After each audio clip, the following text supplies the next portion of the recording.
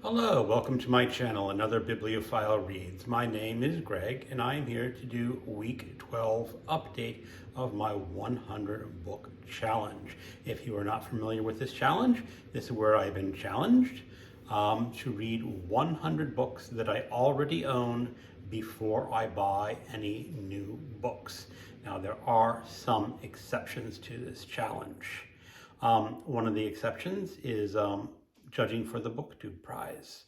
And one of the books that I was assigned was not available from the public library. So I had to go out and buy a Kindle version. And that does not count as a violation. It's a perfectly acceptable purchase. Now, other than that, I have been struck with some mighty temptations to buy books this week. The big temptation was the Library of American 4-volume boxed set of Kurt Vonnegut. It normally sells on Amazon for $94, but they were having a $31 off coupon. And I was just struck so hard, like, I want this book. I really want those books. The only thing is, I already own most of Kurt Vonnegut in digital format. So I would be gaining some new books, but mostly just duplicates of my digital copies. But I think that would have been a violation because it's not set out in the rules.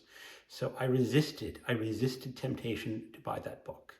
$31 off is a pretty good deal, but I think succeeding would be even better at this challenge and saving my $31. Now, one of the exceptions to this rule is, of course, things like the Booktube Prize and buddy reads or group reads. And I was buddy reading Silence by Endo with Alan at Big Hard Books and Classics. And just this morning, he said he wanted to read some Kurt Vonnegut books as a buddy read. So I said, well, if it's a buddy read, that's an allowable purchase. So I went over to Amazon and the coupon had expired. So I did not buy those books. I still probably will buy that box set of Kurt Vonnegut someday, but not today. So what have I been reading last week? This is February Fantasy Stories Week, and it is Sword and Sorcery Week. And for that, I read The Knight of Swords by Michael Moorcock. And this is just typical Moorcock sword and sorcery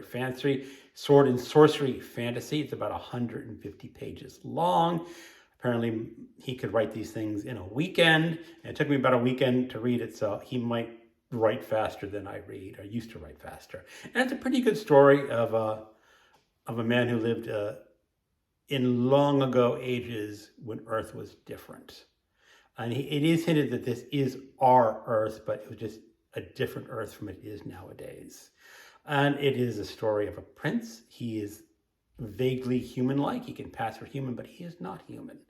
And he runs into trouble with the Lords of Chaos.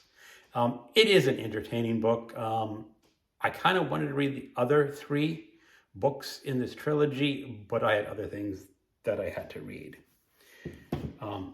And one of the other ones I had to read was for the Booktube Prize. And the first one that I read for the Booktube Prize was The Book of the Mother by a Violaine Huisman. Now, according to the rules of Booktube Prize, I cannot discuss this book other than say I read it.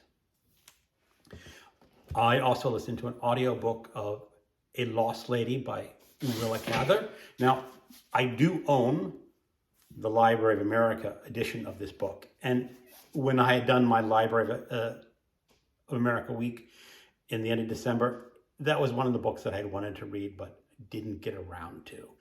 And then I noticed that Audible had a free copy of this book. So I said, free copies, not buying it. I already own it. It's a good book, so I'm counting this as what I read. And this is a story set in Nebraska. No, it's in Colorado. A while ago. It was written in 1923, and it is very rural. And I don't think in word, undeveloped is the word I'm looking for. And it's about a lady who goes to this undeveloped area, and a young boy falls madly in love with her as a young boy, and grows up and is still madly in love with her and sees her as the perfect lady until he discovers that maybe she is not the perfect lady. It is a pretty good book. I mean, Willa Cather is my wife's favorite novelist. She says this book is just okay, and I kind of agree with her. Other than that, I also read a play by Samuel Beckett, Happy Days. Now, Happy Days is a very unusual play, as you would expect by Samuel Beckett. It starts off with a woman buried up to her waist in a mound, and it is just her talking to her husband, and her husband just basically listens to her, and that is the play. That is Act 1. Go ahead, spoil Act 2. She's buried up to her neck, and her husband's really not listening to her very well. Pure Beckett. I really enjoyed it. There are some video versions of this on YouTube, and when I have a little more time, I'm going to have to watch the actual video version. After that, I read another book for the Booktube Prize. I read this on my Kindle. This was a library book. This is My Brilliant Life by Ae Ron Kim. This is translated from the Korean. Again, I can't say anything about it right now. Then after that, I finished a buddy read with Alan at Big Hard Books and Classics. Big Hard Books and Classics. This was Silence by Shusaku Endo. We had wanted to read a book translated from the Japanese, and I selected this one as a very famous Japanese novel. However, it really reads more like a novel translated from the Portuguese. It is the story of the Portuguese missionaries in 17th century Japan who came to convert them to Christianity. And at this time, Christianity was outlawed in Japan, and they were punishing Christians. It starts off with a scene where they went to the Japanese peasants and they say, apostatize. That's basically saying renounce your religion and you can live. If they did not apostatize, they were put under extreme torture. And now, I am not a Christian myself, so my theory was the peasants, just apostatize. You don't want to be tortured. It really doesn't matter what you do. But a lot of them refused to renounce their religion, and they got punished for that. Now, this is the story of a Portuguese priest who goes to Japan to be a missionary at the time when it was outlawed, and he has some rather difficult complications to overcome. It is a very religious novel. I thought it'd be more of a historical novel. I think it's safe to say it is a historical novel, but it's also a religious novel. Endo was a practicing Japanese Catholic in Japan, which is a little rare as I understand. He wanted his readers to sympathize very closely with the people who would not apostatize and renounce their religion. But it becomes very interesting because this priest is put into a situation where he has to evaluate what is the greater good outside of his religion and what is the best for his religion. Now, as I said, I'm not a religious person, but I found it a very fascinating subject. And I can recommend this book pretty highly. But you have to just take it with a grain of salt that you are reading a religious book. And that brings me up to 70 books for the 100 book challenge. Now, what am I going to be reading next week? Well, next week is for fantasy. February Fantasy Stories is Dark Fantasy, and I am starting in The Tansley Knight's Master. Nice little short book at 188 pages long.